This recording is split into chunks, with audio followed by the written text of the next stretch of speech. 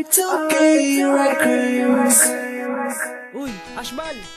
Ray M! Chicks oh! Alam mo, Big J, hindi yan chicks, mabebe yan. Ashbal!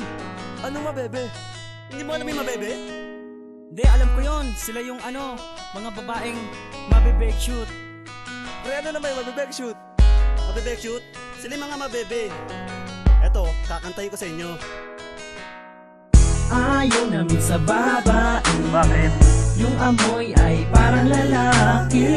Namamangiyang mga panty, dahil kung magpalit sila ay weekly.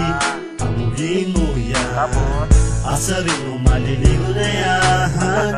Turn mo pang mga lalaki. Bakit? Dahil ang baho-baho ni Nung makilala kita, akala ko ay matino, kaysa ka rin palang mabebe na nagpipiling dalaga. Pakipot-kipot pa, akala niya siya ay buo pa. Inosente ang dating, ang amoy ay parang lupa. Pabuka-buka ka kahit saan-saan, titihayan na lang basta meron pupwestuhan. Kahit sa karton o kahit sa damo pa yan, wala na siyang pakialam, basta siya ay tinamaan ng kalibugan. Kaya mag-ingat ka sa pikot, ang mabebeng sinasabi ko mahilig magpaikot. Para siyang kulangot na pinisa-pisa, walang ligo na mabaho, kilikili niya'y basa. Kahit basa ang sabon ay di na tumatalab, sa libag niya pag sinindihan ay tsak naliliyab. Magliliyab ka sa galit pag nalaman mo ito, panty ni mabebe matigas pa sa bato.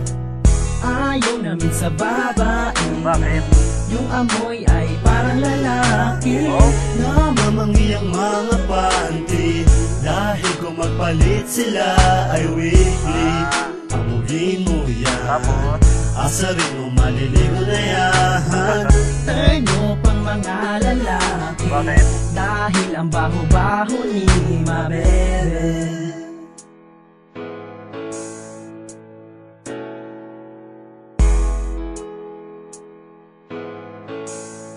Isang babae na sa unang tingin mo ay sosyal, na kung kumilos ay marahan at babaeng may dangal. Ngunit nang tumabi sa akin ay doon ko napansin ang kasulasok na bantot na tanging sumabay sa hangin. At sa di inaasahan ay bigla ko natanaw sa pagbuka ng kanyang labi na pupuro singaw. At sa dilaw ng kanyang ngipin halatang di nagtututbras, ang amoy ng hininga ay para bang binurong medyas. At amoy parang pulubi, pabango, tatak, kawate. Bigyan mo ng pangkape ay pwede mo na siyang madala. Dahil ang babaeng ito mabebe na ng buong bayan, mabebe mo kahit saan, mabebe magpakailan. Pero mag-ingat-ingat ka, baka may biglang tumulo ang alaga mong si Junior ay susuka ng dugo. At kung hindi man yan mangyari ay baka disgrasya na kung bumuko lang tiyan at bigla kang maging ama.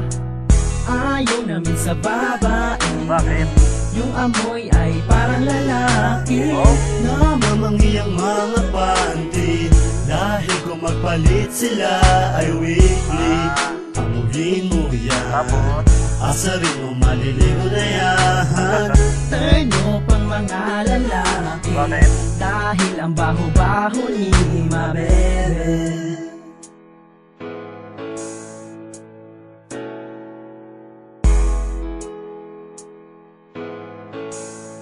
Akin ding nakaenkwentro ang babaeng laman ng usapan, tila disente sa malayo kung inyo mang tititigan. Ngunit pag dinahandahan mo ang lapit sa kanya, nangangastigo ang amoy, likhang sarili niyang talaga. Amoy reject na talaba, itong expired na Pilipina. At balita pa sa kanya kung maligo ay pilit pa. Kapag siya ay galit na, ito ang dapat gawin. Pag binuka na ang bunganga ay kailangan ng tawasin, dahil mas maantot pa kanyang hininga sa kilikili. Kapag dumapo sa ilong ay hindi nakawili-wili. Kahit saan ka man mamili, bakbao sa basura, yun ay parehas niyang aroma, dinagdag pa ang itsura. Nareyna ng kadugyutan, pinapalibutan ng bantot, rumarampa sa kalsada, nangahunting ng kan.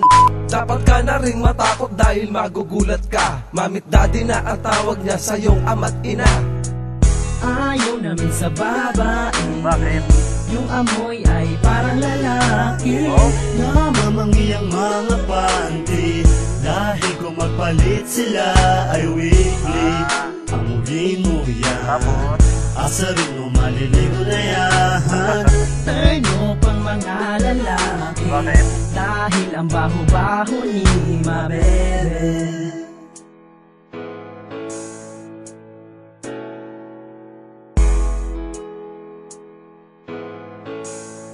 Sila yung tipo na mabebe na bigla ang susuyuin. Makitaan kang may pera ay bigla ang syosyutain. Pero nang lalapit na ay di mo kayang matiis. Ang pambihira niyang amoy parang sibuyas at patis. Hawakan mo kanyang kamay parang kudkuran ng niyog. At ang itsura ng mabebe parang biktima ng sunog. At kapitan ang balat, kakuti siya ng kalabaw. At kahit gumabi pa yan, siya pa rin ay amoy araw. Kasi hindi siya naliligo, lingguhan kung magpalit. At ang masakla pa doon ay iisa lang ang damit. At kung biglang humikap siya, kaamoy ng bagoong. At ang amoy ng kilikili parang sukang paumbong. At ang kapal pa ng mukha ay nagpipiling maganda. Pero ang gamit niyang sabon ay powder tide na panlaba.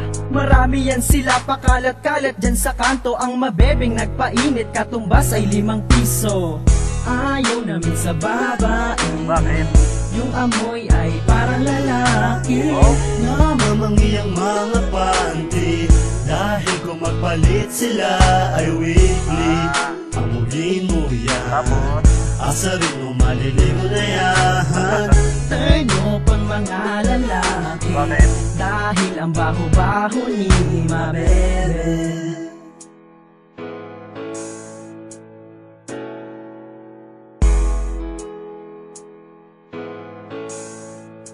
At sa last verse ilalabas lahat ng baho tungkol kay mabebe sang linggo bago maligo. Halugarin ang buhok, ang dami mong matitiris. Ang halimuyak ng kanyang amoy di mo matitiis. At ang pawis ni mabebe pwede mo nang gawing suka. Takpan ng iyong ilong, hininga niya'y parang basuka. At kung siya'y magsalita, laway umaating kabo. Na pag tumama sa balat, tunaw na parang asido. Sapat na ang ihilamos ang foundation ng sang linggong hindi maligo. Sa kanya ay celebration. At ang kanyang mission, mambiktima ng kalalakihan. Yung tipong magbabalak at magtatangka na siya'y itanan. Oh come on, tumigil ka sa iyong pantasya. Ang harap mo kasi, kaya ngayon buntis disgrasya. Kapag nakita niyo siya, nako iwasan niyo na. Naghahanap na si mabebe ng ama ng baby niya.